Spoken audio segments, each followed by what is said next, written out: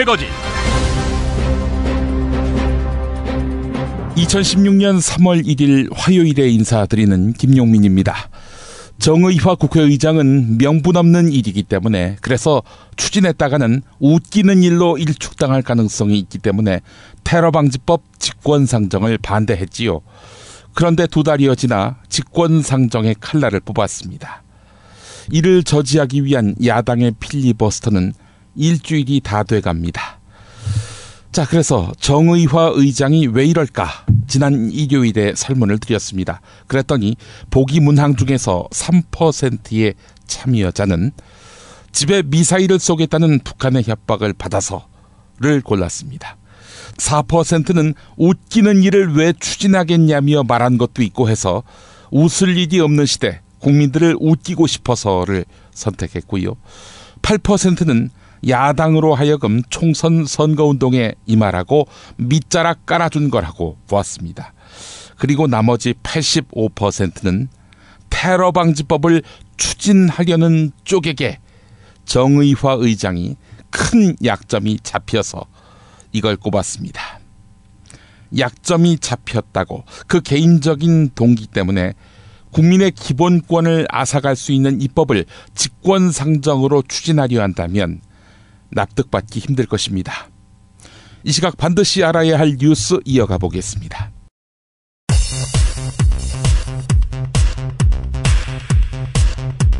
김무성 새누리당 대표는 살생부 파문과 관련해 새누리당 의원 총회에서 이유야 어찌 됐든 심려를 끼쳐드려 여러 의원들에게 죄송하게 생각한다라고 말했습니다. 더불어민주당 당무위원회는 총선과 관련된 권한을 비대위로 위임하기로 만장일치로 의결해 김종인 비대위 대표가 비상대권을 쥐게 됐습니다. 이에 따라 김종인 대표는 비례대표, 하위 20% 컷오프 등 정무적 판단의 여지가 없는 기계적 공천에 대해 일정 부분 수정할 수 있는 권한을 쥐게 됐습니다. 새누리당은 더불어민주당 등 야당 의원들의 필리버스터 내용 중 국가정보원의 명예를 훼손하는 허위 사실이 있다며 검찰에 고발하겠다고 밝혔습니다. 김정훈 새누리당 정책위 의장의 말을 들어보겠습니다. 통과되고 나면은 여러분의 통화 내역을 전부 엿듣는다, 카톡을 전부 들여다본다, 명예훼손죄로 당 차원에서 고발 조치를 하도록 하겠습니다.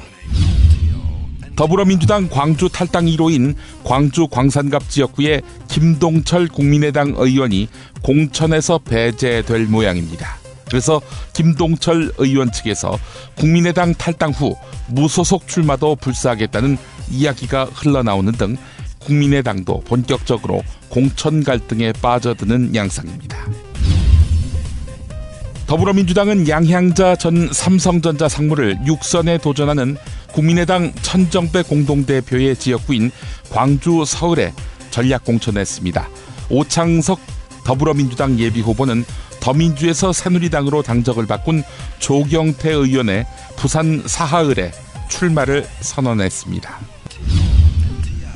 하창우 대한변호사협회 회장은 테러방지법이 인권 침해 소지가 없다는 찬성 의견서를 협의 없이 독단적으로 국회에 제출해서 파문이 인 것과 관련해 테러방지법 논란이 발생한 것에 대해 책임을 통감한다고 사과했습니다.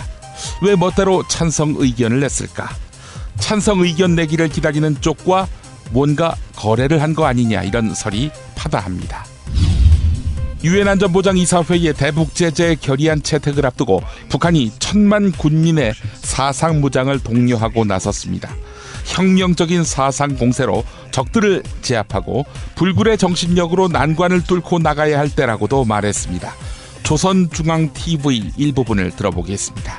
그간 누구든 우리의 최고 수뇌부를 털 것만큼이라도 건드린다면 추호의 용서도 아량도 인내도 모르고 그 즉시 가차없이 징벌하는 것이 우리 1000만 군민이다.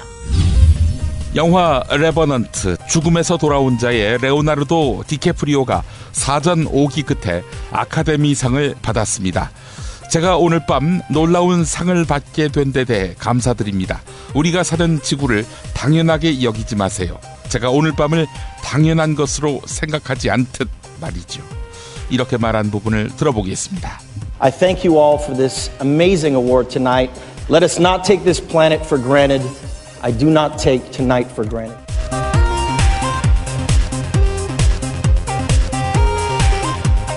김용민의 뉴스 매거진 광고 듣고 오겠습니다.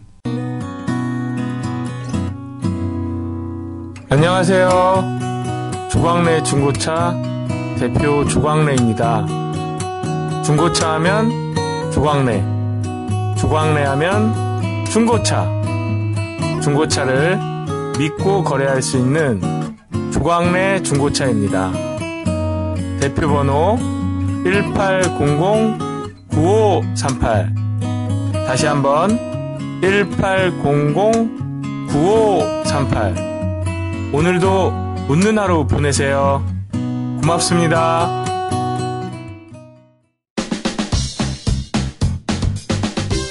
여러분 안녕하십니까? 당선 뉴스의 배두성입니다. 이번 총선을 맞이하여 당선로고송닷컴에서는 업계 최초로 후불제 로고송 제작을 선언하였습니다. 하하, 후불제라 정말 파격적인데요.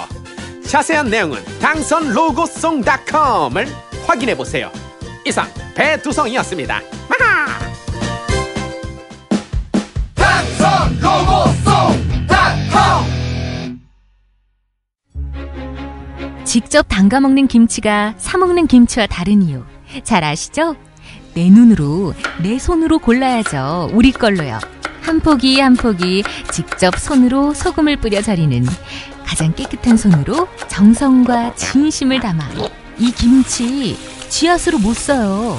나쁜 병균 틈타지 말아야 하니까. 건강을 위해 소금은 적당히, 그러나 맛깔나게. 내 가족이 먹을 김치니까. 가족이 먹는 김치를 하나 더 만든다는 심정으로 만든 김치, 이담채 김치. 입맛 까다로운 김어준 딴지일보 총수의 한마디. 제가 이 김치의 맛을 보증합니다. 정말 맛있어요, 이 김치는. 포털 사이트 검색창에 이담채를 입력하세요. 전화번호는 1544-4586 1544-4586. 조선에 딸로서 잘하는 죄밖에 없는데. 남북 통일 만세! 새날이 올 때가 불리한 진술을 거부할 수 있습니다. 김무성 나와! 이나 민주주의를 하라 이 새끼야!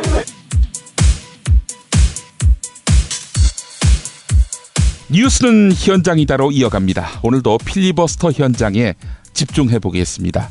25번째 주자로 나선 서영교 더불어민주당 의원의 발언은 모든 국민이 감청 대상이 될 수 있다는 주장에 주안점을 두었습니다.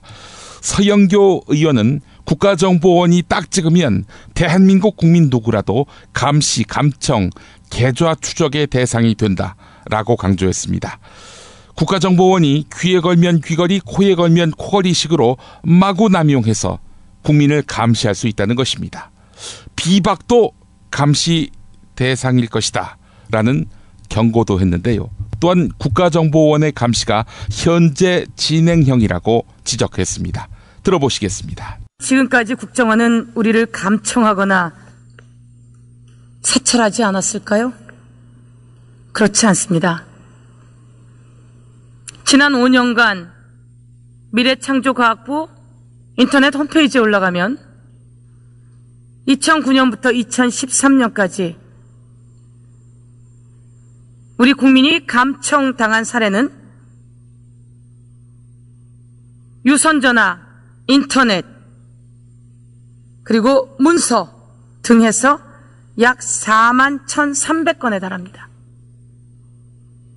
그러면 그것은 전부 다 영장을 발부받아서 감청되었을까요? 그렇지 않습니다. 영장은 몇 개 발부받지 않았습니다.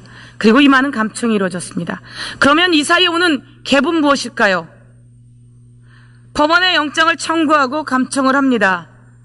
그런데 영장 하나를 가지고 여러 감청을 같이 하는 겁니다. 법원은 영장 청구받았던 것을 몇 장 내놓지 않았는데 미래창조과학부에는 통신사가 자신들이 감청받았던 사례를 모두 보고해야 되기 때문에 올라와 있습니다. 5년간 감청 사례는 4만 건에 달합니다. 그런데 이 4만 건 중 검찰의 감청 청구는 30건, 경찰의 감청 청구는 1,400건, 그리고 나머지 3만 8천 건가량은 국정원이 요청한 감청 사례입니다. 작년 대한민국을 떠들썩하게 했던 카톡 감청, 누가 내 카톡을 들여다보고 있는 것 아닌가? 라고 했던 것이 사실이었던 것이죠. 영장을 가지고 와서 보여달라고 하면 다 보여줬습니다. 그런데 그 내용을 안 네티즌들이 카카오톡 버리자, 다 텔레그램으로 이사를 가자, 일대 혼란이 왔습니다. 우리 기업이 타격을 받고 일대 혼란이 왔습니다. 그러자 국정감사 현장에 이곳저곳에서 카카오톡의 대표를 불렀습니다. 카카오톡 대표가 이야기했습니다. 우리 서버에 더 이상 남기지 않을래요. 그동안은 남겨있던 것을 모아서 줬는데 이제 카카오톡 서버에 글을 남기지 않겠습니다. 라고 얘기를 했어요. 카카오톡 서버에는 3일만 남기겠습니다. 영장 발부받아서 왔을 땐 3일 남았던 게 없어져 버립니다. 그러니까 이제 패킷 감청이 들어오는 겁니다. 그러니까 아까 말했듯이 이탈리아 해킹 업체에다가 스파이웨어를 사서 곳곳에 스파이웨어를 깔아달라고 하고 거기를 지나가는 모든 사람의 핸드폰, 카톡, 블로그, 카페 다 볼 수 있게 만들고 있다는 겁니다. 그것이 우연찮게 드러나자 한 국정원 직원이 떠난 겁니다. 가천대 교수 출신으로 경제학자인 홍종학 더불어민주당 의원, 어제 20대 총선 불출마 선언을 했지요. 이에 앞서서 필리버스터 24번째 주자로 나섰습니다. 홍종학 의원은 테러가 아닌 경제, 특히 노동 문제야말로 국가 비상사태에 준한다며 이에 응답하지 못하는 정부, 대응하지 못하는 국가를 강도 높게 질타했습니다. 조원진 새누리당 원내수석 부대표가 나와서 딴죽을 걸어도 홍종학 의원의 발언은 거침이 없었습니다. 들어보시겠습니다. 작년도에 1년 동안 퇴사한 인원이 560만 명입니다. 이 사람들이 고용보험에 든 사람들이 560만, 이 고용보험에 든 사람들이 가입자가 1160만 명이에요. 1160만 명에서 560만 명이 회사를 그만뒀어요. 고용보험에 들었다고 하는 것은 형편이 좋은 사람입니다. 형편이 좋은 사람들의 50% 가까이가 회사를 그만뒀다. 이런 나라는 전 세계에 없습니다.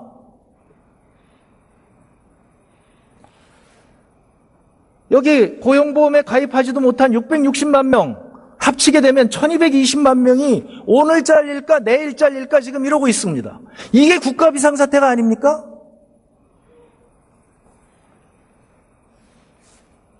전체 임금 근로자 1820만 명에 67%, 3명 중에 2명이 오늘 잘릴까 내일 잘릴까 걱정하면서 울고 있습니다. 대한민국 국민이.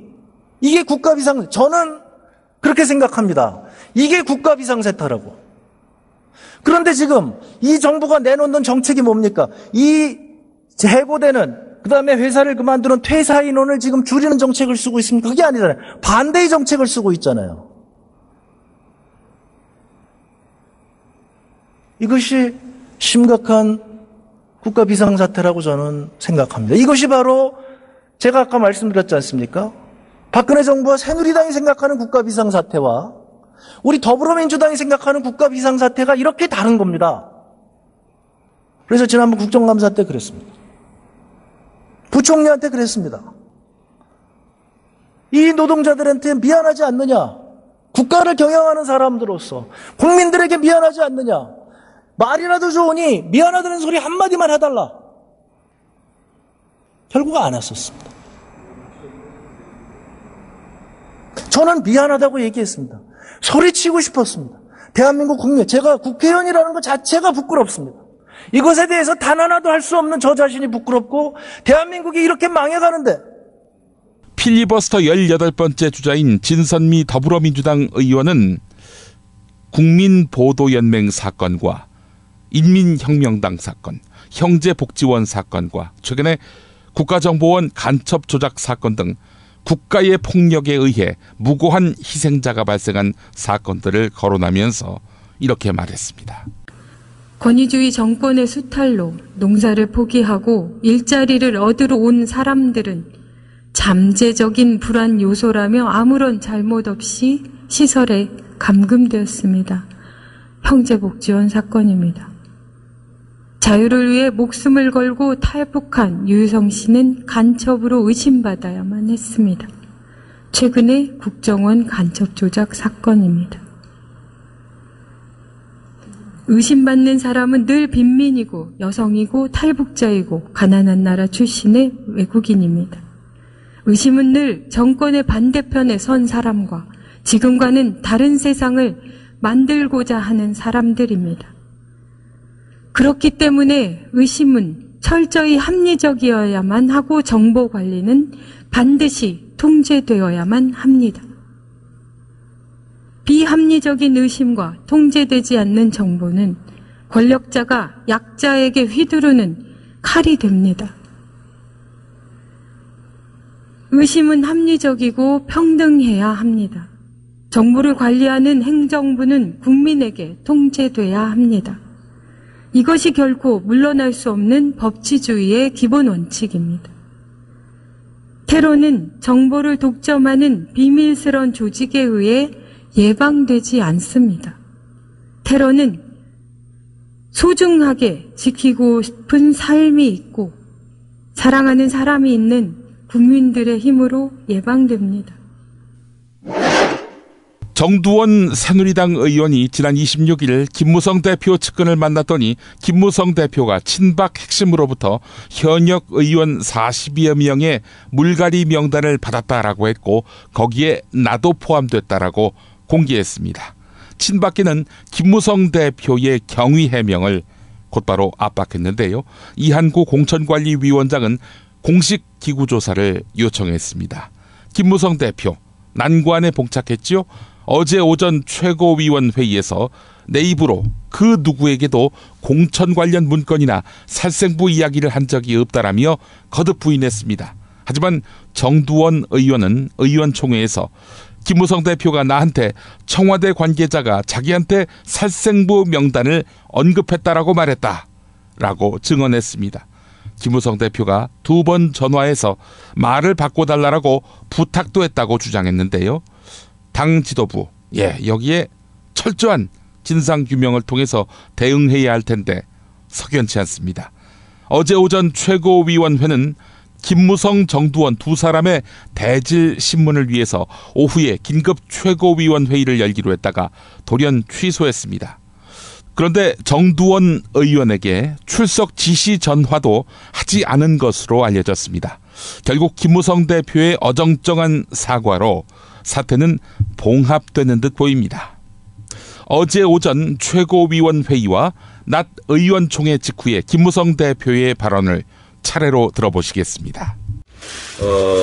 저는 누구로부터 또 어떠한 형태로든지 공천과 관련된 문건이나 이런 걸 받은 일이 없고 또 말을 전해드린 바도 없습니다.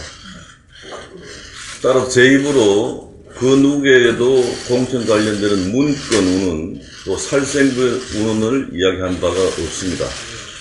다만 최근에 정가에 떠도는 유언을 종합해보면은 이러이러한 말들이 들린다라고 이야기했을 따름입니다. 더 이상 이 문제에 대해서 진실이 밝혀지기를 바랍니다. 저는 오늘 이 문제에 대해서 이 자리에서는 크게 말씀을 드리지 하지 않습니다.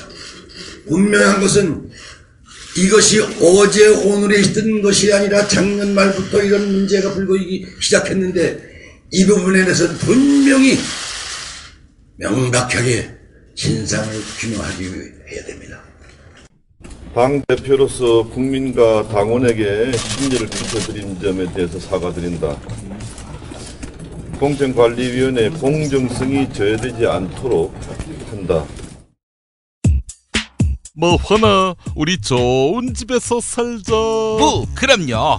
그러면 집 짓는 거 어디다 맡기지요? 목조주택 시공팀장들이 함께 만든 협동조합, 희망주택 건축협동조합이 있습니다. 만 믿을 수 있겠나? 예, 정말 요즘 부실하게 집 짓는 사람들이 많아서. 좋은 품질, 튼튼한 주택.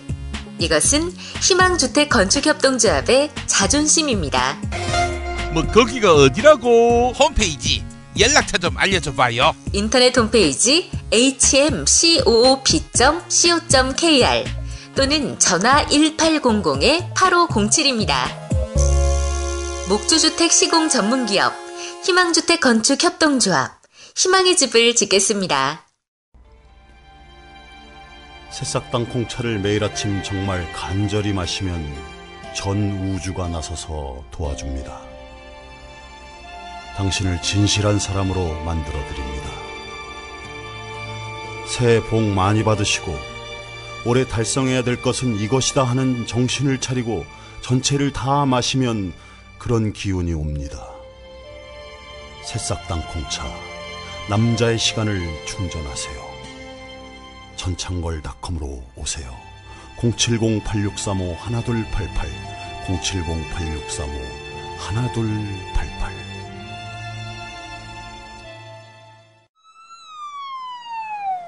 아우, 저 사고 큰데 사람이 많이 다쳤겠어요. 아니, 저 차량은 뭐가 그리 급하다고 과속 운전에 끼어들기까지 하나? 아니, 근데 운전자 보험은 가입했을까? 운전자 보험이요? 저런 인사사고 때에는 상대방한테 형사 합의금을 지불해주는 운전자 보험 말이에요. 변호사 비용도 주고 벌금도 보장해주는 운전자 보험. 아, 자동차 보험에서 보장해주지 않는 대인 합의금을 보장해주는 보험 말이에요? 그거 굉장히 비싸지 않나요? 아니에요. 난 7,000원 운전자 보험 카페에서 가입했는걸요. 뭐라고요? 7,000원 운전자 보험 카페? 홈쇼핑에서도 월 2만원에서 3만원이던데. 버스도 승합차도 트럭도 자가용이라면 7,000원 운전자 보험 카페. 우와, 대박. 비싼 보험료 때문에 힘드시죠? 풀보장 운전자 보험을 저렴하게 만나는 가장 좋은 방법. 다음 네이버 카페에서 7,000원 운전자 보험을 검색해보세요. 전화문의는 02-849-9730. 10년차 베테랑 손해보험 전문 설계사가 평일은 물론 주말 공휴일에도 상담해드립니다. 다시 한번 전화문의는 02-849-9730.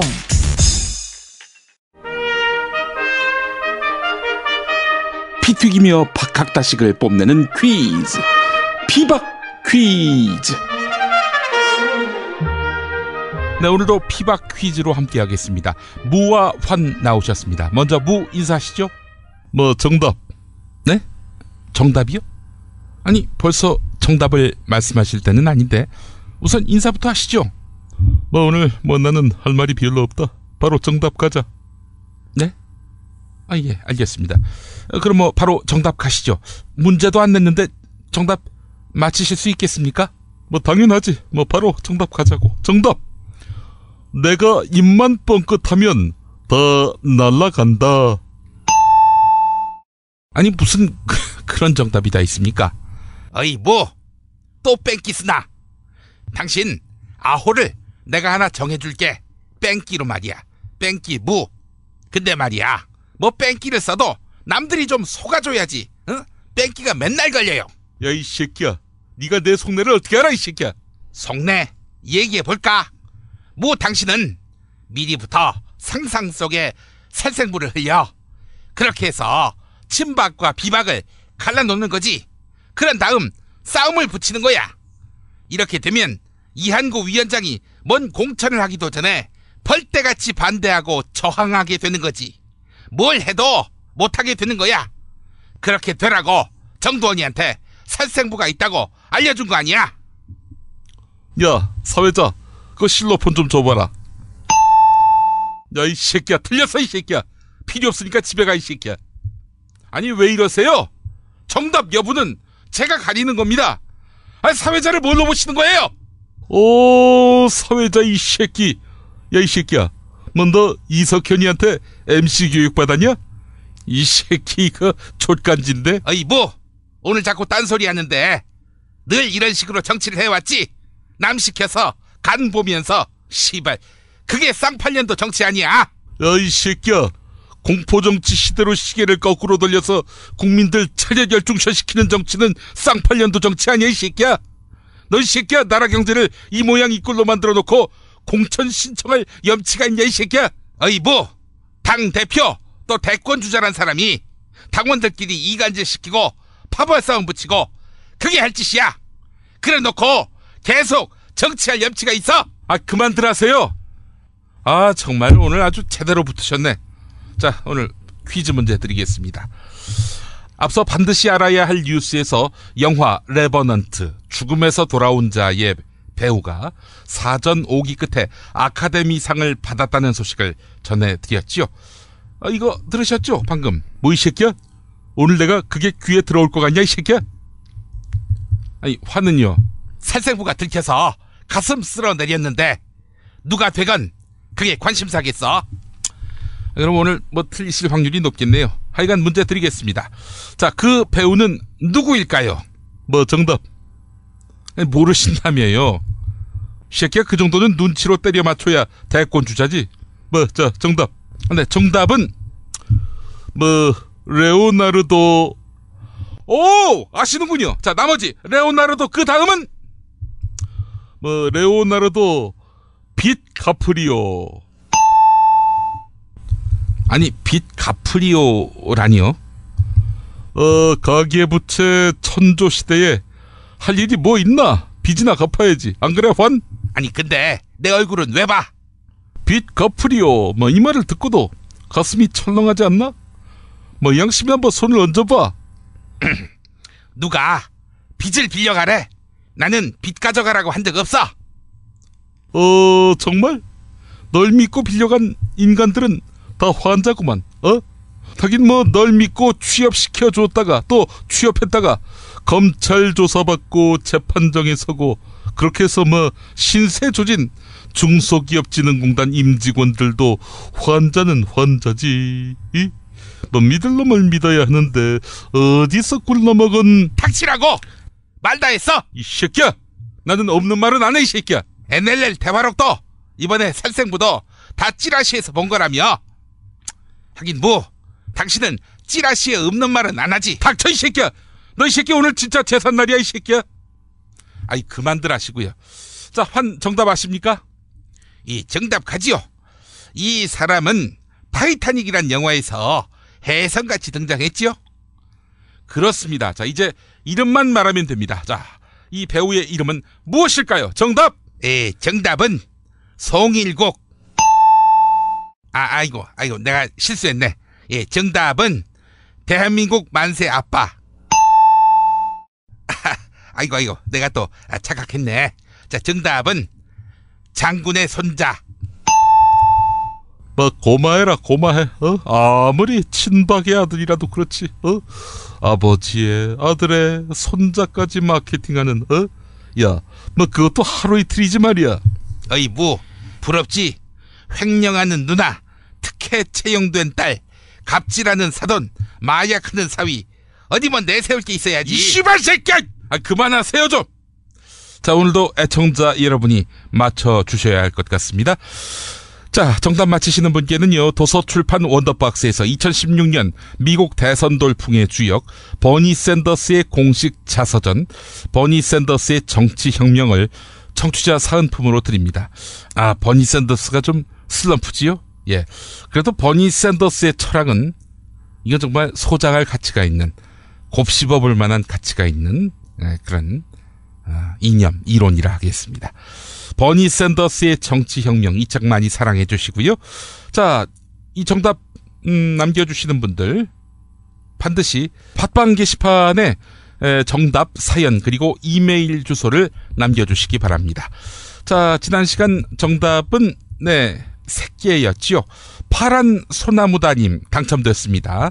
사연 소개해드리겠습니다. 안녕하세요. 평범한 삶을 살고 싶은 32살 청년입니다.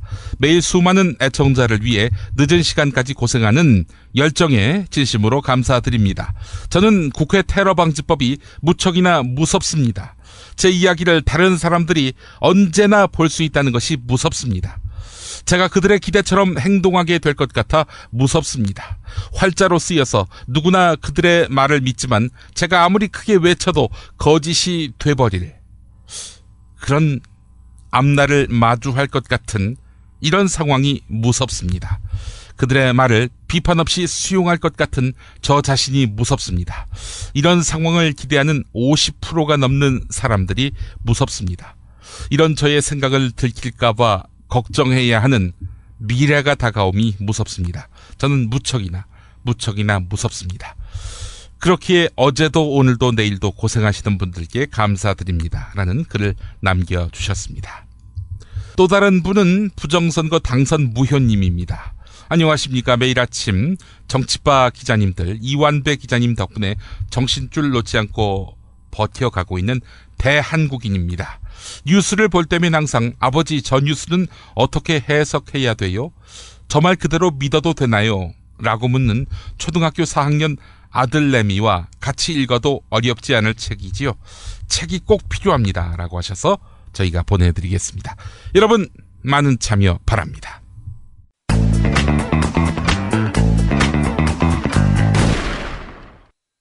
박근혜 왜 저러지?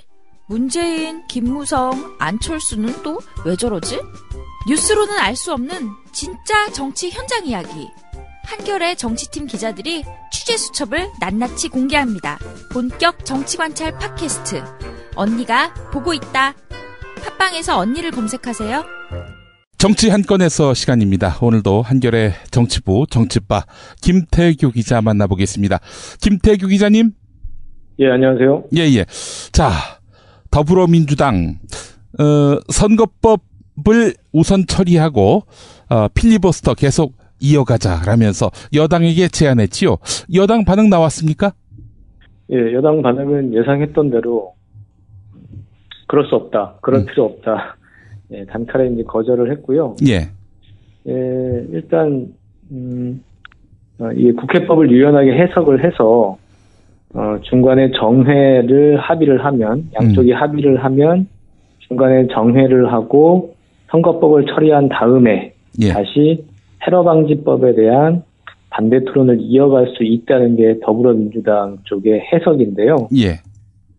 그 새누리당 쪽으로서는 그렇게 해주는 게 실익이 없다고 보고 어차피 그냥 버티면 그리고 시간이 지나면 지날수록 선거법 처리를 못하는 더불어민주당이 더 그쪽에 더 비판이 가해질 것이고 더 압박을 받을 것이다. 이런 이제 계산을 하는 거죠. 예.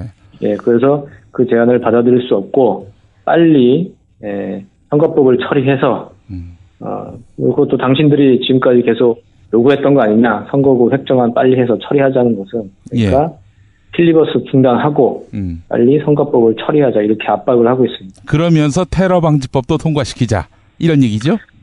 그렇죠. 테러방지법을 통과시켜야 선거법을 의제로 본회의의 의제로 올릴 수 있다는 얘기인 거죠. 예. 사실 은수미 의원 같은 경우 이종걸 원내대표가 새누리당만 합의하면 잠시 정회하고 선거법을 처리한 다음 필리버스터를 속개할 수 있다 이렇게 말했는데 이것에 동의하지 않으면 선거를 막는 것은 제 날짜에 치르도록 하지 못하는 것은 새누리당이다. 이러면서 널리 알려달라고 SNS에서 요청을 했는데 새누리당은 개의치 않는 분위기군요. 만약에 그런 논리를 우리 종편에서 받아들여서 막 보도를 한다면 가능도 하겠죠. 예, 운동장에 기울어져 있기 때문에 뭐 아마 귀에 들어오지도 않을 듣지도 않을 그런 얘기인 거죠. 예. 알겠습니다. 여간 이렇게 되면은 필리버스터 3월 10일까지 계속될 수밖에 없겠군요. 야당으로서도 여기서 더 이상 퇴로가 없을 테니까요. 근데 더불어민주당 내부에서 약간의 좀 이견이 있는 것 같아요. 김종인 대표는 이거를 가지고 3월 10일까지 그 필리버스터로 전국을 끌고 가는 건 무리다. 이런 의견인 거고, 이종걸 원내대표는 아무런 성과 없이 지금 빈손으로 선거법 처리에 응할 수는 없다. 이런 서로의 의견이 지금 엇갈리고 있는 상황이어서요. 예. 앞으로의 여론 추이, 그리고 그에 따른 판단, 그래서 어떻게 필리버스터를 이어갈 수 있을지 좀 지켜봐야 할 것 같습니다. 예. 아니, 김종인 대표하고 생각이 같은 더불어민주당 의원도 있습니까? 있지 않겠습니까? 모처럼 지지자들이 결집하고 있는 양상이고 또 네. 더불어민주당이 모처럼 전국을 주도하고 있는 상황인데 네. 이런 상황을 막연히 수세적으로만 바라보는 야당 의원이라면 여당에 있어야 더 어울리지 않겠나 그런 생각도 네. 들고 말이죠. 그렇습니다. 예, 야당 의원에게 있어야 할 투쟁력이 여당에게 있는 것 같고 말이죠. 저쪽에게 좀 더 양보를 해서 전국을 안정적으로 이끌어가자.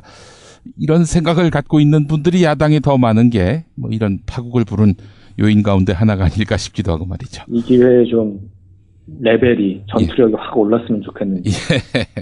많은 또 야권 지지자들의 생각도 그러할 텐데 말이죠. 자, 양향자 전 삼성전자 상무가 더불어민주당 최초의 전략공천자가 됐군요. 네, 그렇습니다. 광주 서을에 양향자 전 상무를 전략공천하기로 했는데요. 예. 서을은 국민의당 천정배 공동대표의 지역구죠.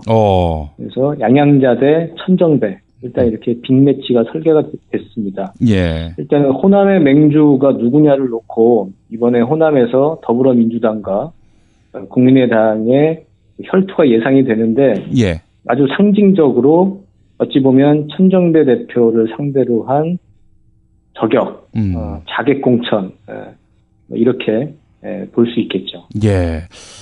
천정배 공동대표 이번에도 광주 서울에 나오겠죠? 예, 그래서 그 양향자 상무를 그 공천한 것에는 여러 가지 좀 이유가 있는데요. 예. 일단은 그 빅매치를 성사시키기 위해서 처음에는 이용섭 전 의원을 더불어민주당에서는 검토를 했는데 본인이 강하게 이제 고사를 했다고 하고요. 본인 지역구가 있잖아요, 그 양반은. 예, 그 광산인가요? 예, 예. 거기 또 있고. 권은희 의원 지역구. 예. 또 다른 분으로는 김상곤 전 혁신위원장, 그리고 오기형 변호사 이런 분들도 검토가 됐는데 예. 양향자 전 상무랑 비교해서 지지율이 너무 안 나왔대요. 예, 그래서 뭐 정치 초년병이긴 하지만 상당히 감동적인 그 인생 스토리를 갖고 있는 예. 양향자 전 상무를 공천을 했는데 어떤 계산이 또 작용했냐면 천정배 대표가 수도권에 갈 수도 있다. 지금 국민의당 내부에서는 지금 호남의 현역 의원들이 수도권에 와서 바람을 일으켜야 한다. 이런 그 요구들도 있기 때문에 예. 만약에 천정배 대표가 수도권으로 가면 일단 이 맞대결을 피하는 모양새니까 그것도 나쁘지 않다. 아마 이런 이제 전략적 판단이 있었던 것 같은데요. 예. 근데 오늘 천정배 의원은 양향자 전 상무의 공천, 전략 공천 당침에 대해서 보도자료를 내고 예. 일단은 나는 호남을 떠날 생각이 없다. 가장 큰 정치적 목적은 호남 정치의 부활과 복원이다. 예. 이러면서 양향자 전 상무와 맞대결을 펼치겠다. 이런 뜻을 나타냈습니다. 수도권에서 바람을 일으켜야 한다. 국민의당 수도권 출마자들이 이런 이야기를 했다고 하는데 수도권 그 판세가 상당히 안 좋은 모양이죠. 그렇죠. 그 수도권 지금 뭐 국민의당에서는 그나마 호남에서 교두보를 확보할 수 있는 수준이고 호남이라는 데는 일단은 몰빵 그러니까 어느 쪽 한쪽에 표를 몰아줄 가능성이 상당히 높다고 그래요. 늘 그래왔죠.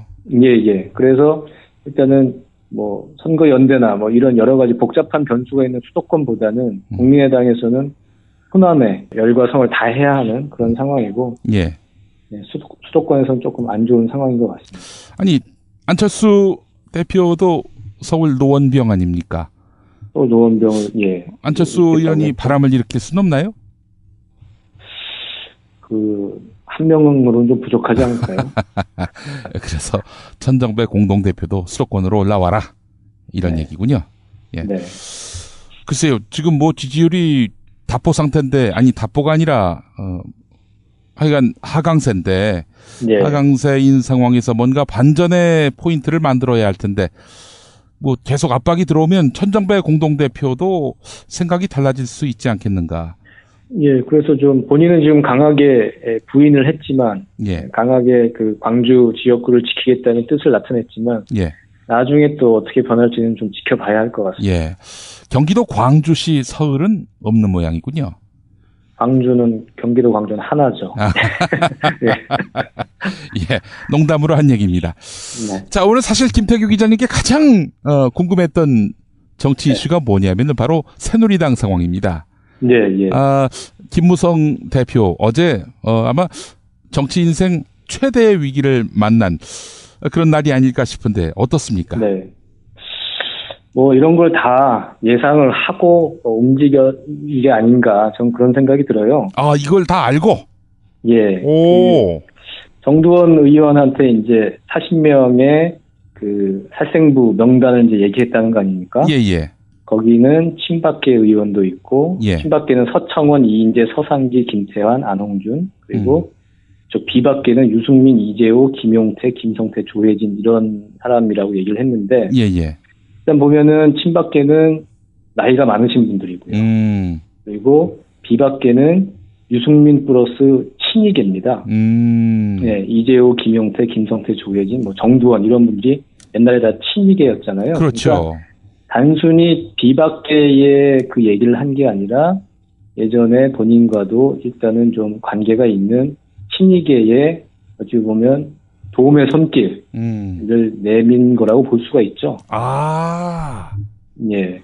옛날에 저 이명박 대통령 때 그 원내대표도 하지 않았습니까? 박근혜 대표가, 박근혜 의원이 반대하는데도 불구하고, 그런 측면에서 이제 친이계와 이렇게 대화를 할 수 있는 이제 정치인인 건 맞고요. 예.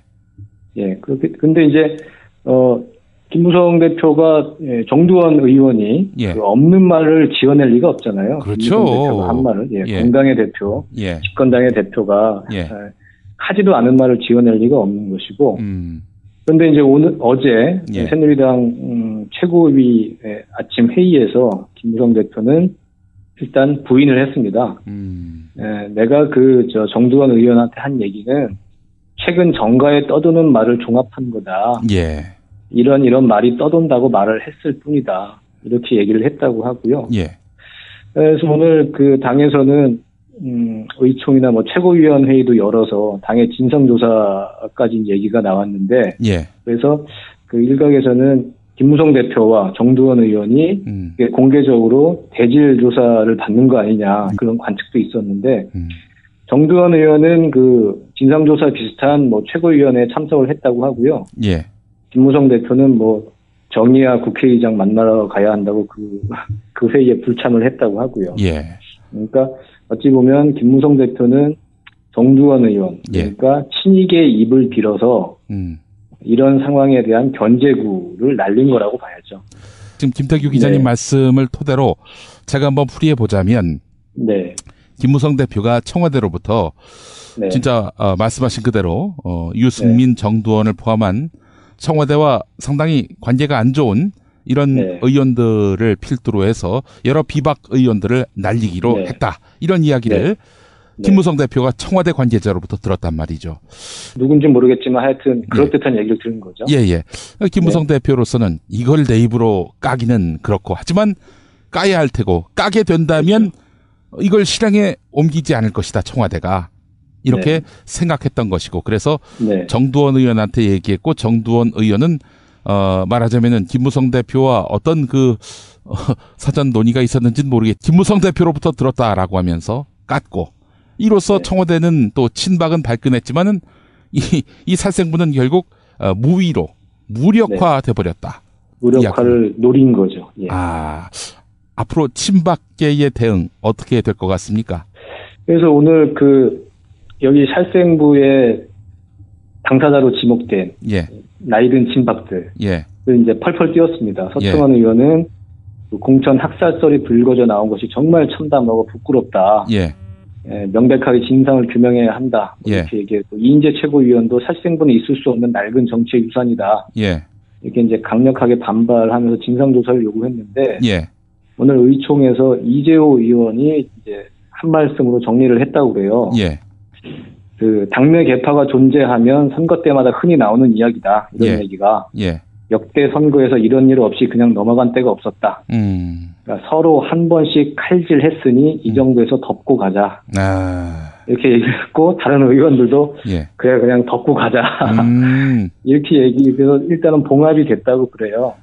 실제로 그런 살생부가 존재하고 또 살생할 의도가 있었을지라도 이미 이렇게 까진 이상 하지 말고 덮고 가자 이런 얘기인가요?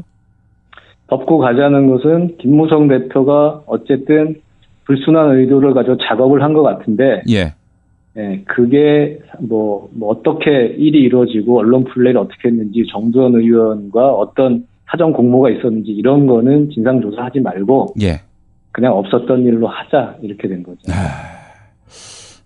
김무성 대표가 뭐 책임을 져야 되는 거 아닙니까?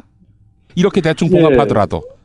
일단은 계속 이분이 그런 여기저기서 정가에 떠도는 말을 종합해서 한 말이다. 그리고 예전에 그 국정원 NLL 회의록을 선거 유세에 써먹었고 노무현 대통령이 뭐 NLL을 그 북한에 양보했다 이런 식으로 주장을 해서 근데 이것도 당시에 검찰 수사를 받을 때 찌라시에서 본 걸 그냥 읊었을 뿐이다 이렇게 주장을 했잖아요. 예. 이런 측면에서 보면 어쨌든 당내 분란을 조장하고 공당의 대표라는 사람이 그런 신빙성 없는 얘기를 계속 떠드는 것은 문제죠. 문제인데 어쨌든 지금 이건 당내 문제이고 당내 친박계나 비박계나 이 지금 시나리오가 확대 재생산되는 것은 서로 지금 원하지 않는 거죠. 예. 그리고 김무성 대표는 나름대로 견제구를 날리고 싶었던 그 소기의 목적, 성과를 이제 이룬 거니까 일단 이 정도에서 봉합하는 게 모두를 위한 일이라고 일단은 공감대가 형성된 것 같습니다. 박근혜 대통령이 가만히 있을 일인가요? 이것도 작은 약점이라도 가만 두고 보지 않을 텐데 이런 생각도 들고 말이죠. 예, 근데 일단 뭐 말로 이루어진 거니까요. 예. 그리고 뭐 이게 뭐 최고 존엄을 건드린 건 아니잖아요. 예. 예. 그냥 이렇게 해프닝으로 그냥 넘기고 다른 좀 시나리오를 꾸미지 않을까 그런 생각이 드네요. 참 어처구니 없는 정당입니다. 네. 실소를 금치 못하게 만드는 정당이다. 네. 알겠습니다. 김태규 기자님 오늘 고생하셨습니다.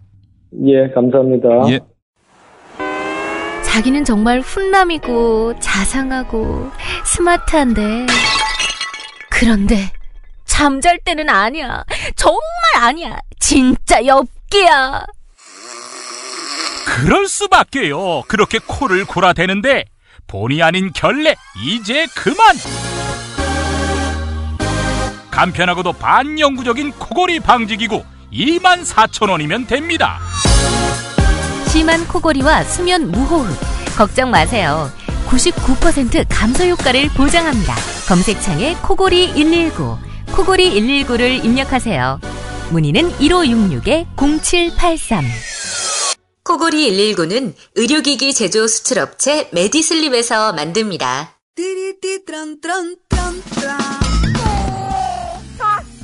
스마트폰, 물통, 무료지, 아이패드, 패스트푸드 음식. 승용차안이 지저분해요. 이게 섞이지 않도록 몽땅 넣을 수 있는 멀티 포켓 어때요? 한 손으로 스마트폰 보면 팔이 아파요. 목에 거는 스마트폰 거치대 이거면 고민 끝. 우와, 아이디어 장렬. 어디서 살 수 있어요? 즐거운 아이디어, 재미있는 쇼핑몰 재미월드요. 스마트폰, 텔레비전, 냉장고 이런 건 안 팔아도 가려운 곳 긁어주듯 빛나고 즐거운 아이디어 상품이 365일 파격 세일 중이랍니다. 거기가 어디라고요? 재미월드입니다. 구글, 네이버 다음에서 재미월드를 입력하세요. 공화국 참치 논평. 구이동 대양 참치를 맛보지 못한 국민 여러분은 진정한 참치 맛을 보기 위한 강도 높은 중대 조치를 취하실 계획을 표명하시고 곧장 구이동으로 달려오시기 바란다. 참치에 대한 체질적인 거부감과 적개심을 노골적으로 드러내는 분도 구이동 대양참치에 오시면 추호도 용납할 수 없는 포항무도한 폭식 행위를 자행할 것이다.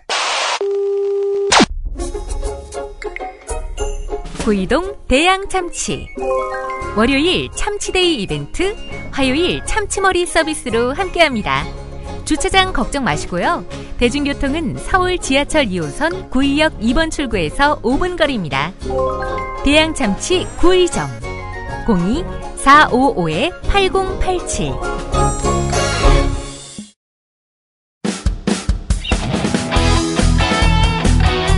당신이 알아야 할, 또 우리 공동체가 알아야 할 뉴스, 김영민이 챙겨드립니다.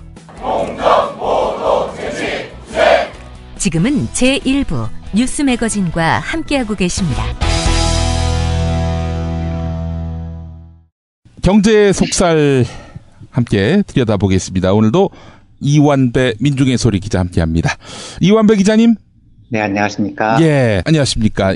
통계청이 요즘 많은 걸 발표하네요, 보니까. 네, 그렇습니다. 네. 오늘은 가구 소득 동태 분석이네요. 예. 어제 이제 발표한 그 통계 정확한 제목은 예. 가계 금융복지 조사로 본 가구의 동태적 변화 분석이라는 자료입니다. 예. 근데 이름은 조금 어려워 보이지만 사실 그렇게 어려운 통계는 아니고요. 예. 제가 통계청에서 연초마다 1년 통계를 뽑아서 여러 통계를 낼 때 제가 굉장히 관심을 많이 가지고 보는 통계이기도 합니다. 예. 이게 뭐냐면은요. 그러니까 동태적 분석이라는 게 어떤 통계적 수치를 한 해씩 딱딱 끊어서 보지 않고 몇 년새 플로우를 본다고 할까요? 이렇게 쭉 흐름을 연결을 해서 보는 겁니다. 그 추이를 보는 거군요. 그렇죠. 그렇게 예. 추이를 보면 한국 경제, 그러니까 더 정확히 말하면 국민들의 삶이 점차적으로 매년 어떻게 변화하는지를 정확하게 나타내 줍니다. 그래서 이제 저는 이 동태 분석을 상당히 주의 깊게 해보는 편인데요. 예. 수치가 워낙 많아서 제가 자세하게 수치를 불러드리지는 않겠지만 이제 연합뉴스 제목이요. 3년새 고령층 5가구 중 1가구 빈곤층으로 전락. 이런 제목이었었거든요. 그러니까 대충 느낌으로도 아실 수 있겠지만 통계 수치가 예상했던 대로 처참한 성적표가 나왔습니다. 근데 이제 이 통계 분석을 할 때 그 분위를 구분을 한다고 합니다. 그러니까 국민을 어떻게 이제 소득을 분석을 하냐면 국민 소득을 5개로 쪼개는 거죠. 5개로 쪼갠 다음에 가장 높은 소득 20%는 5분위, 그리고 그 밑에 20%는 4분위, 그래서 중간층은 3분위, 가장 하위 소득층 20%는 1분위 이렇게 되는 거거든요. 예. 이런 그 분위 구분을 중심으로 이제 통계를 발표를 하는데 제가 사실은 이 분위 구분에는 잘 동의를 하지 않습니다. 이게 왜냐하면 상위 20% 소득을 5분이다 이런 식으로 구분을 해버리면 예.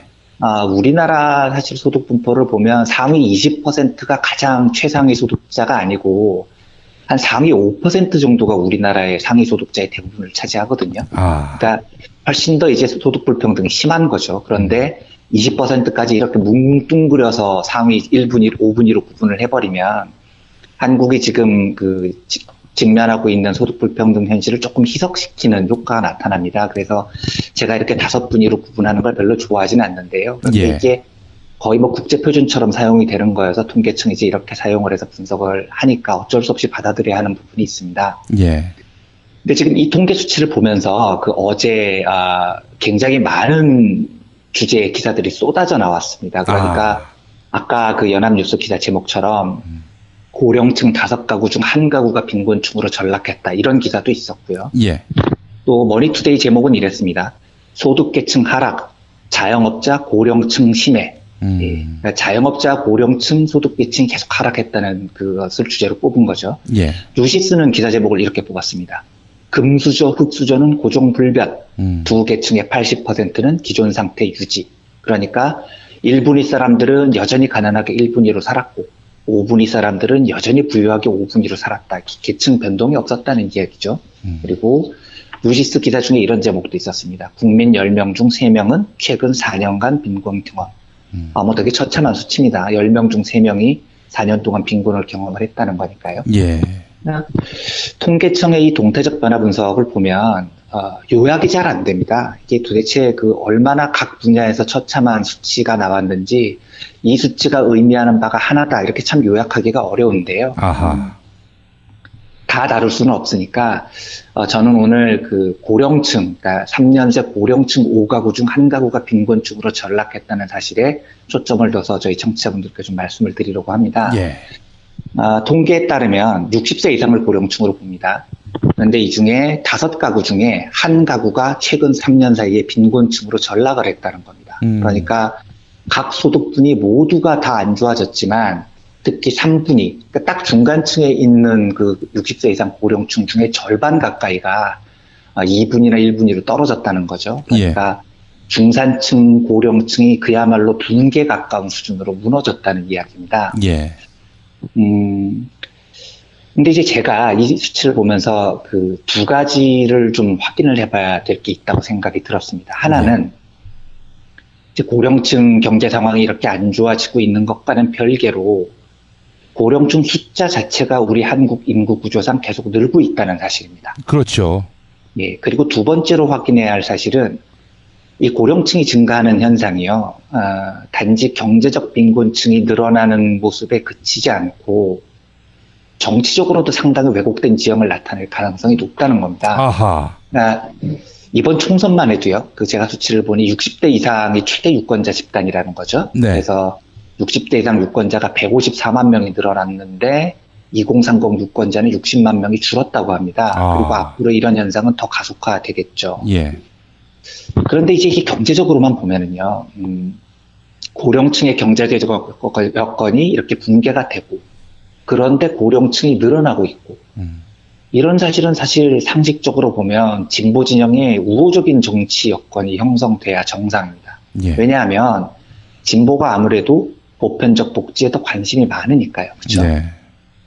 그런데 여론조사 같은 결과를 보면 황당한 결과가 나오는 겁니다. 제가 그 24일 리얼미터가 발표한 그 다음 대선 양자구도 여론조사를 보니까요. 예.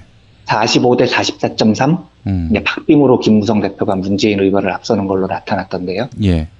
60세 이상 지지율 분포를 보면 71.6% 대 16.3%입니다. 그러니까 이게 상식적으로 저는 이해가 안 되는 수치인 거죠. 예.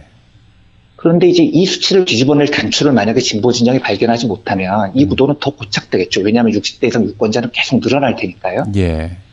그런데 경제적으로 보면 단초가 없느냐? 있습니다. 그러니까 새누리당의 집권은 이래, 보수 진영의 집권은 이래, 동태적인 통계 조사를 보면 60세 이상 고령층의 경제적 여건은 그야말로 박살이 나고 있거든요. 그렇죠. 네.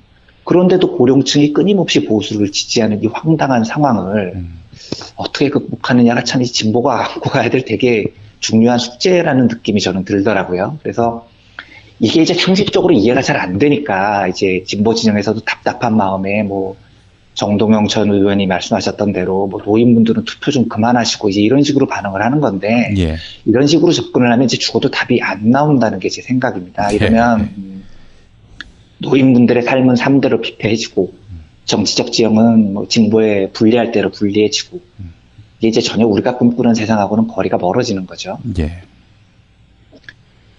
제가 이제 노인 복지 문제가 대두될 때마다 해법으로 제시를 하는 곳이 스웨덴입니다. 스웨덴은 실제로 유럽에서도 손꼽히는 고령화 국가거든요. 예. 그런데 스웨덴은 세계에서 가장 노인 복지 시스템이 잘 돼 있는 나라입니다. 또 한 가지 눈여겨볼 것은 스웨덴의 노인 복지는 그 에를란데스라는 총리가 있습니다. 이미 돌아가셨는데요. 예. 이분이 이제 그 1946년으로 제가 기억이 됩니다. 2차 세계대전이 종전된 다음에 바로 총리에 취임을 하셨는데 그때 나이가 45세였습니다. 예. 근데 이 에를란데스 총리가 무려 23년 동안 총리로 일을 합니다. 그러니까 23년 동안 선거를 11번 했는데 전부 이긴 겁니다. 이 스웨덴 3인당이. 예. 그 뒤로도 에를란데스 총리가 물러난 이후에도 3인당이 집권을 한참 더 해서 30몇 년 동안 3인당이 장기 집권을 하거든요. 근데 이때 이 3인당이 스웨덴의 노인복지 시스템을 완벽하게 갖춰놓습니다. 그야말로 정말로 완벽하게 갖춰놓고 또 노인들로부터도 엄청나게 뜨거운 지지를 받아서 이 오랜 기간 동안 장기 집권을 할 수가 있었습니다. 그러니까 진보로서 노인복지를 위한 여러 제도들을 만들고 그것을 노인들의 지지로 이끌어내서 선순환을 시키면서 세계에서 가장 노인복지가 잘 돼 있는 국가를 만든 곳이 바로 스웨덴입니다. 뭐 스웨덴 노인복지에 대해서 하나하나씩 따지고 얘기를 하면 너무 양이 많아서요. 예, 뭐 경제 속사 시간을 다 내서 뭐 한 일주일 동안 해도 끝이 없을 정도이기 때문에 제가 이제 오늘은 뭐 그 정책을 구체적으로 소개를 하는 건 보류를 할 텐데요. 제가 한 가지 꼭 그 스웨덴의 노인복지 정책을 보면서 드리고 싶은 말씀이 있습니다. 스웨덴에는요, 스웨덴 정치인, 스웨덴 3인당이 노인복지 정책을 실시를 할 때 기반이 되는 철학적, 정치적 사상이 한 가지 있습니다. 이것도 이제 에를란데스 총리가 개념화를 한 건데요. 예. 그게 뭐냐면 국민의 집, 뭐 또는 민중의 집이라고도 부르기도 합니다. 이런 겁니다. 국민의 집이 뭐냐? 국민의당은 있는데. 네네, 우리나라의 국민의당하고는 아무 상관이 없는 개념입니다. 예. 그 풀었으면 이런 겁니다. 국가와 정부는 국민들의 삶을 보듬어주는 따뜻한 집이 돼주어야 한다. 이게 국민의 집이라는 사상입니다. 예. 그러니까 이게 그 듣기에는 뭐 포퓰리즘 같은 내세울 수 있는 선거 구호 같이 들릴지는 모르겠는데 사실은 이게 북유럽 3인주의의 철학에 기반이 되는 놀라운 개념입니다. 무슨 뜻이냐면 국가가 국민 위에 군림하지 않는다는 겁니다. 지도하지 않는다는 겁니다. 국가는 단지 국민들의 머리 위를 덮어주는 따스한 보금자리가 되어줘야 한다. 이런 개념입니다. 예. 그래서 스웨덴 헌법에는 명기가 되어 있습니다. 국민이 빈곤한 것은 국가 책임이다. 이게 헌법에 적혀 있습니다. 예. 또 법률에도 나와 있습니다. 노년층이 빈곤한 것은 국가 책임이다. 이게 법률에 적혀 있습니다. 그러니까 국민들이 가난한 건 국민들이 경쟁에서 뒤처져서 너희들이 무능해서가 아니라 그건 국가 책임이야 라고 국가가 생각을 한다는 겁니다. 그래서 국가는 국민들이 빈곤한 것을 책임을 져야 하고 그것은 국민의 집, 국가는 국민들의 따스한 보금자리가 되어줘야 한다라는 개념으로 승화가 되는 거죠. 예. 이게 이제 제가 왜 놀라운 발상의 전환이라고 말씀을 드리냐면요.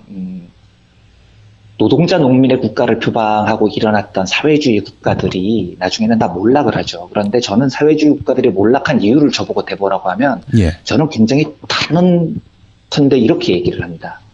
국가가, 정부가 국민이 군림하려고 했기 때문에 망한 거야. 이게 제 생각이거든요. 예, 예. 그러니까 노동자와 농민의 국가를 만들겠다면서 수많은 민중들이 피를 흘리고 혁명을 했는데 혁명에 성공하고 났더니 제일 먼저 하는 게 레닌하고 스탈린 동상을 세웁니다.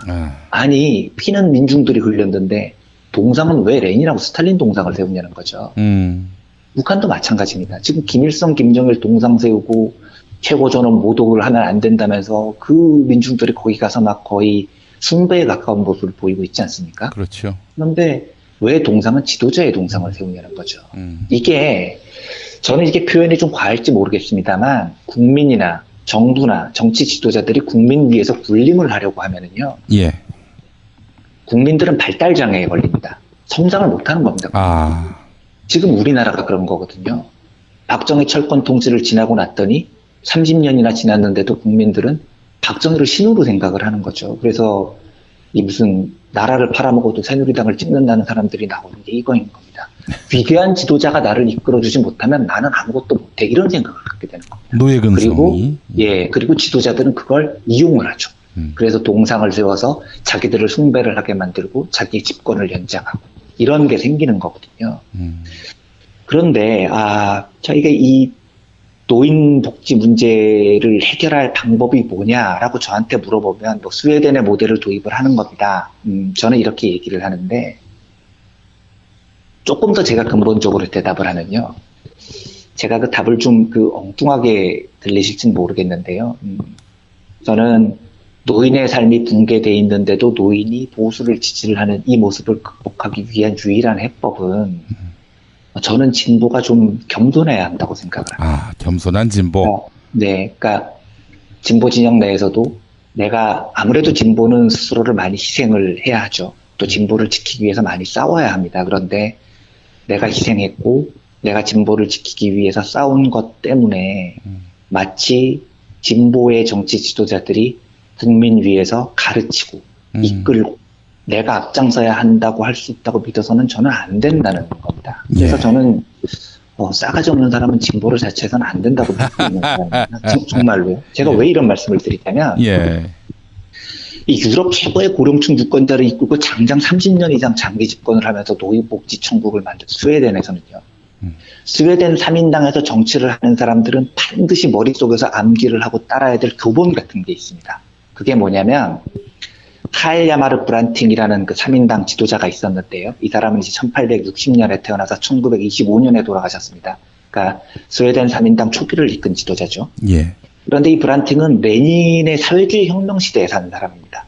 그러니까 사회주의 혁명을 해야 되겠다는 이런 유럽의 열풍을 막고 3인주의의 전통을 지킨 사람이기도 하죠. 그런데 이 브란팅은 3인당을 이끌면서 3인당만의 정치 문화를 만듭니다. 그리고 3인당을 자처하는 모든 진보주의자들에게 부디 이 지층을 지켜주기 바란다라는 유지를 남깁니다.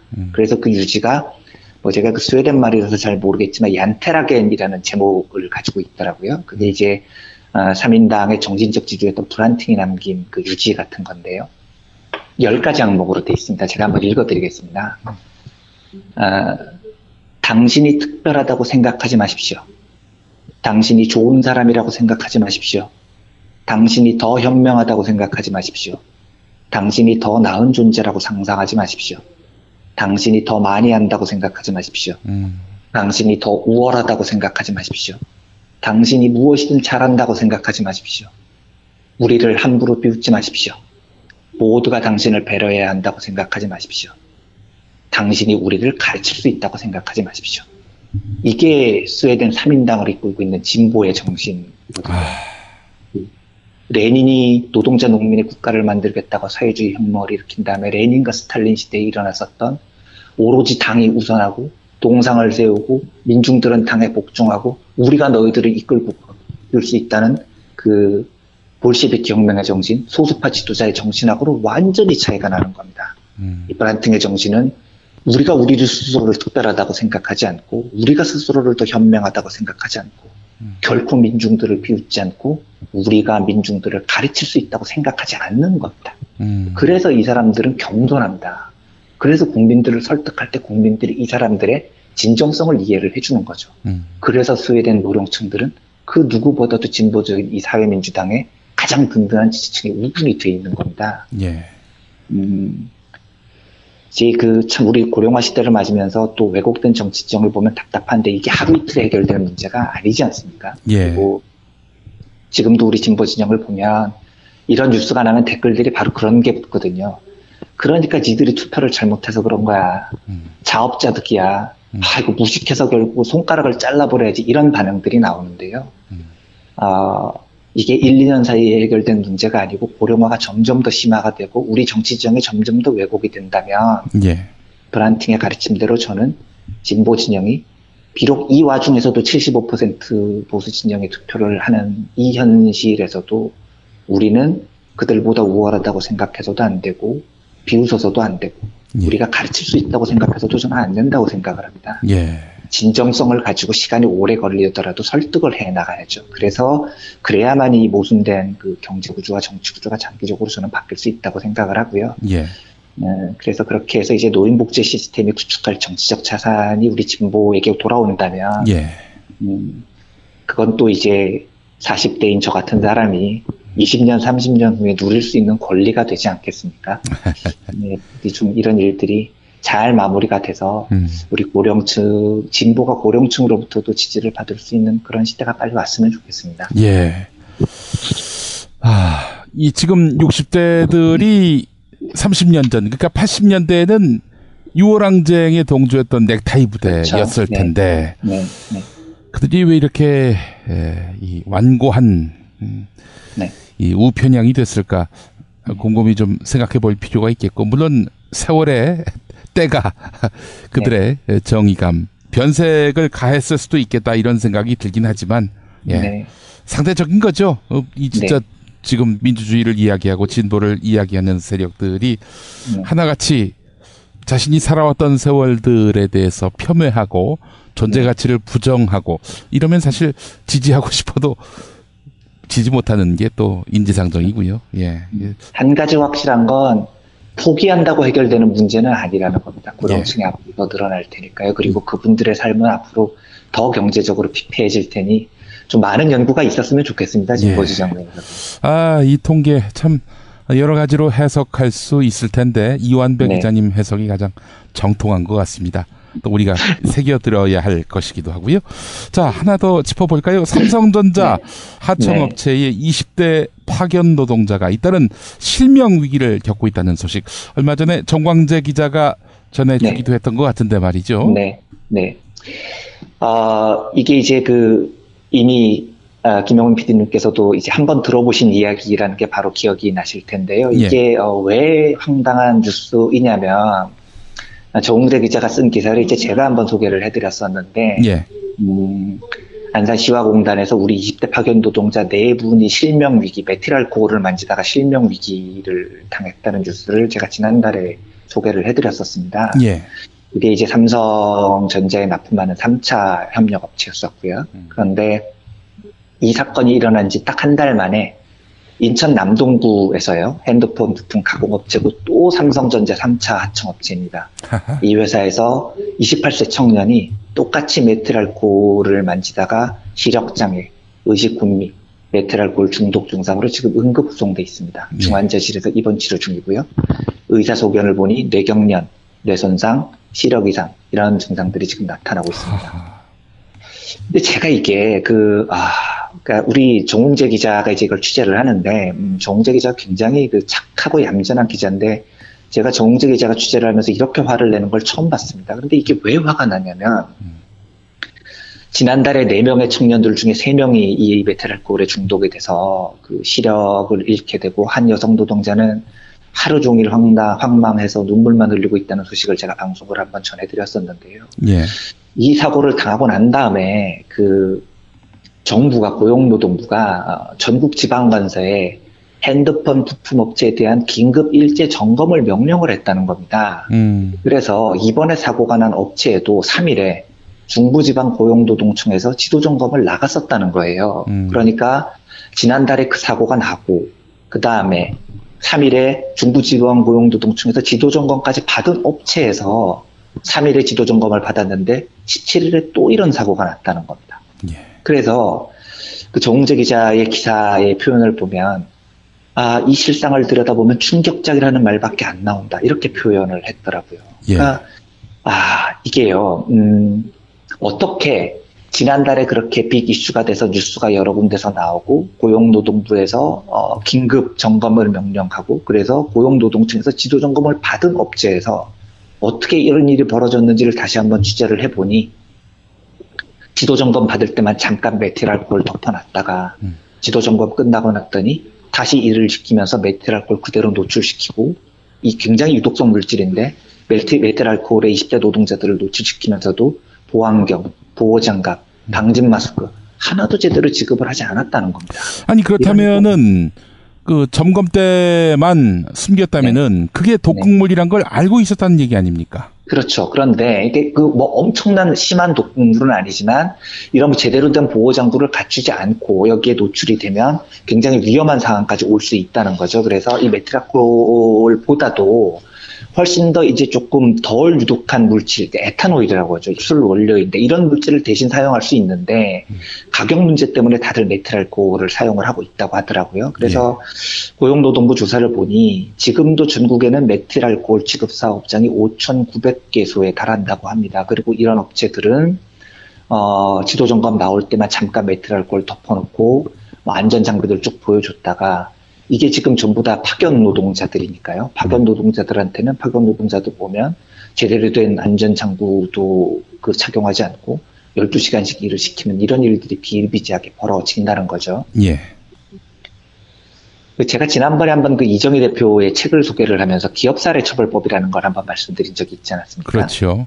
그런데 그 책에 보면 산업재해라는 것은 노동자가 운이 없어서 당하는 게 아니다 이런 대목이 있다고 제가 한번 말씀을 드린 적이 있었습니다. 그리고 산업재해라는 것은 운이 없는 노동자가 당해서 죽는 것이 아니라 더 많은 이윤을 착취하기 위해서 자본가들이 짜놓은 현장의 구조적인 문제 때문에 발생하는 것이다. 이게 이제 이정희 대표의 주장이었거든요. 근데 한번 보십시오. 제가 아까 메틸알코올보다도 그걸 대체할 수 있는 물질로 에탄올이라는 게 있다고 말씀드렸습니다. 이건 술의 원료거든요. 예. 그런데 에탄올은 거의 뭐 유해하지 않죠. 사람한테 그 노출이 되더라도요. 그런데 왜 메틸알코올을 공장에서 사용을 하느냐. 메틸알코올은 1kg당 500원이라는 겁니다. 그런데 에탄올은 1kg당 1,200원이라는 거죠. 그러니까 이 가격 차이 때문에 에탄올보다도 훨씬 더 위험한 메틸알코올이라는 것을 공장들이 사용을 하는 겁니다. 예. 둘째로 거기서 일하는 노동자들이 그 공장에 소속된 노동자들이라면 그 최선의 안전장구를 착용을 하도록 노력을 했겠죠. 왜냐하면은 이 여러 가지 복잡한 문제들, 산업재해나 이런 것들이 있을 때 여러 가지 복잡한 문제들이 사용자 측이 써야 되니까요. 그런데 이게 지금 3차 하청 업체다 보니 그냥 막 뿌려도 된다는 생각에 싼 노동자들이니까 안전장구도 제대로 착용을 하지 않고 이 메틸알코올에 노출되는 현장에 내보낸 겁니다. 그렇게 해서 이 구조가 형성이 된 건 이 삼성전자에 납품하는 이 3차 하청업체가 조금 더 싼 가격에 삼성전자에 납품을 하고자 했기 때문 아니겠습니까? 예. 그래서 삼성전자 휴대폰 만드는 곳에서 이렇게 원가를 절약을 해서 휴대폰 가격을 다만 1원이나 2원이라도 내려서 그 휴대폰을 팔았는데 수출을 했는데 가격이 낮았다는 이유로 100대나 200대쯤 휴대폰이 더 잘 팔려서 우리 자본가들이나 재벌이나 정부에서 수출이 더 잘 됐다고 선전을 하는 세상이 이게 우리가 좋아해야 될 세상이냐는 겁니다. 예. 그 단가 조금을 낮추기 위해서 우리 젊은 노동자들이 실명으로 살아갈 위험에 대해 노출이 되면서 낮춘 단가로 수출이 더 잘 된다. 그게 좋은 경제다. 저는 절대로 동의를 할 수가 없습니다. 예. 저는 정말로 동의가 되지 않습니다. 그래서 우리 수많은 노동자들이 좀 더 낮은 단가의 제품을 생산하기 위해서 목숨을 내놓고 일해야 되는 현장을 감수를 해야 되는 세상을 저는 어떻게 좋은 세상이라고 말할 수 있을지 상상이 가지 않습니다. 이게 이제 단 한 달 만에 노동부가 명령을 내려서 점검까지 받은 업체에서 이런 일이 벌어졌다는 것은 이 일은 앞으로 구조적으로 벌어지는 일이라는 것일 텐데요. 예. 막을 수 있는 방법은 단 하나겠죠. 기업사례처벌법 같은 것이 도입이 돼서 이런 일들을 기업이 못하도록 막아야 된다. 그래서 저는 20대 국회가 시작되면 한시박비 산업재해에 대해서 강력한 처벌과 막대한 벌금을 물리는 기업사례처벌법이 제정되기를 소망합니다. 예. 알량한 몇 푼의 돈 때문에 우리의 젊은이들이 실명되고 목숨을 잃을 위협에서 일하는 현실이 정말 하루빨리 좀 개선됐으면 하는 소망이 있습니다. 예. 그러기 위해서는 그 법의 입법이 가능할 의회 구조를 그렇습니다. 국민들이 만드는 것이겠죠. 맞습니다. 네, 맞습니다. 진정한 경제 민주화가 완성됐다면은 우리가 걱정하지도 않을 일인데. 네. 가짜 경제 민주화였다는 거지요. 가짜도 제대로 못한 것 같은데 하여튼 도저히 경제 민주화라는 단어를 붙일 수 없는 최근 3년이었던 겁니다. 예. 알겠습니다. 이완배 기자님 오늘 고생하셨습니다. 네, 감사합니다. 예. 여보, 좋은 꽃 배달 추천 좀 해봐. 회사에서 보내려고? 그럼 좋은 사람과 플라워지. 화환이나 조화가 7만 원도 안 돼. 결제도 적립금으로 가능하다고. 오, 그래? 근데 화환이나 조화 말고 이벤트를 위한 건데. 그거 역시 좋은 사람과 플라워. 꽃하고 케이크하고 샴페인하고 다 해서 10만 원도 안 된다고. 가격도 중요하지만 빨리 배달해야 돼. 그거 역시 좋은 사람과 플라워지. 전국 어디든 3시간 내에 배송이 된다고. 근데 누구한테 보내려고? 누구긴 누구야. 좋은 사람. 바로 당신한테 보내는 플라워지. 사랑해, 여보. 어머나. 가격, 배송, 느낌까지 좋은 사랑과 플라워는 감동까지 실어 꽃을 배달합니다. 1566-0263 기억해두세요. 1566-0263 4가 아니라 3입니다. 1566-0263 6살 하늘이 밥을 잘 안 먹어요. 엄마, 나 이거 맛이 없어요. 그만 먹을래요. 엄마의 걱정은 점점 더해가는데요. 그런데 이때 택배입니다. 연지연 곰탕이 배달됐어요.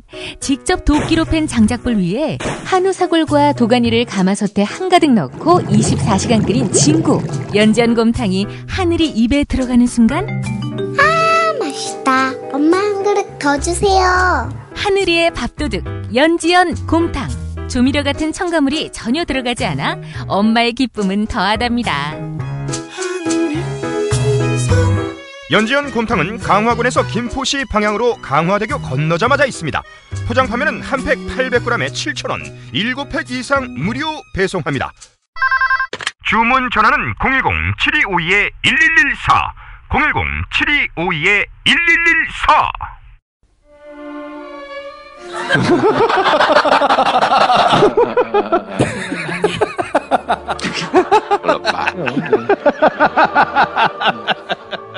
이제 대학로 벙커 1으로 오셔도 김어준의 웃음소리를 더 이상 들을 수 없습니다.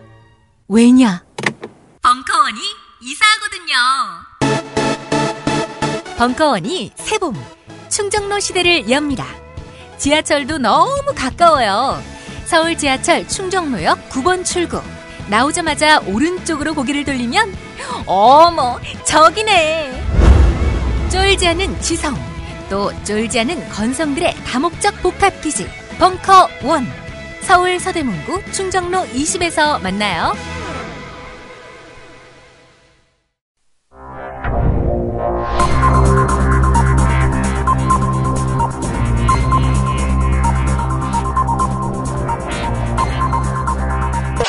공화국 논평. 감시 감청하기 좋은 카카오톡에서 국민들이 놀고 즐길 때 밥을 안 먹어도 배부르신 박근혜 동지께서는 그 국민들이 하나둘씩 떠나 털을 잡은 독일산 메신저 텔레그램에 대해 실제적이며 강도 높은 국가적 중대 조치를 취하실 계획을 표명하시고 국가정보원에게 구체적인 공격 방향과 비난 방침을 제시하시었다. 경애하는 박근혜 동지의 단호한 결심은 신토부리 정신처럼 조선 사람은 조선 메신저를 써야 한다는 애국심과 텔레그램 대표라고 하는 외국인 작자가 감히 우리나라의 테러 방지법을 반대한다는 오만방자한 발언을 남발하고 있는 데 따른 비분강개함에 기초한 강력한 응징의 의지다. 두로프라는 이름의 텔레그램 대표라는 작자는 한국의 테러 방지법을 알고 있다며 이는 조지 오웰의 소설 1984의 빅브라더와 같은 결과를 초래할 수 있다고 나불대는 등 박동지에 대한 체질적인 거부감과 적개심을 노골적으로 드러내는 추호도 용납할 수 없는 포악무도한 공격 행위를 서슴지 않고 있는 것이다.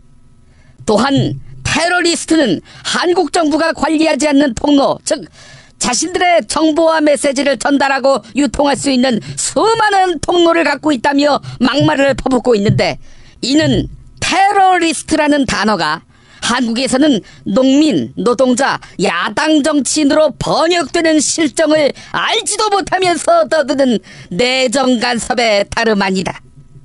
정원은 텔레그램이 실은 테러그램의 뜻을 담고 있는 흉악한 테러의 도구라고 홍보하면서 향후 스마트폰에 텔레그램 앱을 깐 자는 테러 의심 우범자로 낙인 찍을 것이며, 그게 안 되면 한국의 대기업이 텔레그램을 인수해서 그 서버를 한국에 들여와 24시간 365일 감시해야 할 것이며, 그게 또한 안 된다면 미국, 유럽연합 등 다른 나라들이 뭐라 하건 간에 텔레그램 서버가 있는 독일을 테러 지원국으로 규정하고 유엔 안보리에 회부해야 할 것이다.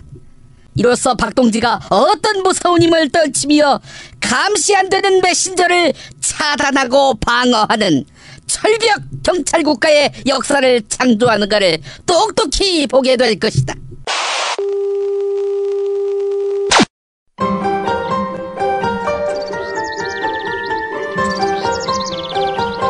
오늘의 날씨. 네, 추위는 3일절인 오늘까지 이어지겠습니다. 오늘 서울의 아침 기온 영하 6도, 낮 기온은 2도로 평년 기온을 5도 정도 크게 밑돌겠습니다. 추위는 내일부터 차차 누그러지겠는데요. 주 후반으로 갈수록 기온이 크게 오르면서 봄 기운이 완연하겠습니다. 경칩절기인 토요일 전국에 비가 내리고 나면 다시 기온이 떨어지겠습니다. 김용민의 뉴스 매거진 고재열 시사인 기자의 페이스북 글을 소개하면서 마무리합니다. 홍종학 의원이 이렇게 말했다. 한국 경제가 거의 무너져 가고 있다. 이것이 국가 비상사태다. 박근혜 정부 3년 동안 경제 성장률이 형편없다. 참여정부에서 5년 동안 10조 9천억의 재정적자를 냈는데 새누리당은 이에 대해 나라를 거덜내는 정부, 나라를 망친 정부라고 했다. 그런데 이명박 정부에서는 10배가 많은 98조 8천억의 재정적자를 냈고 박근혜 정부는 끝나지도 않았는데 167조를 냈다. 10조 재정적자 낸다고 아우성치던 언론들, 지금 167조 재정적자 낸 것을 보도해주고 있는가? 이게 국가 비상사태, 경제 비상사태가 아니라면 무엇이란 말인가? 이상은 홍종학 의원의 말이었다. 문제는 경제다. 경제를 망치고 관심을 다른 데 돌리려 테러방지법 타령하고 있는 것은 아닌가? 다시 경제에 대한 책임을 물어야 한다. 네, 고재열 기자의 글이었습니다. 조간 브리핑에서 뵙겠습니다.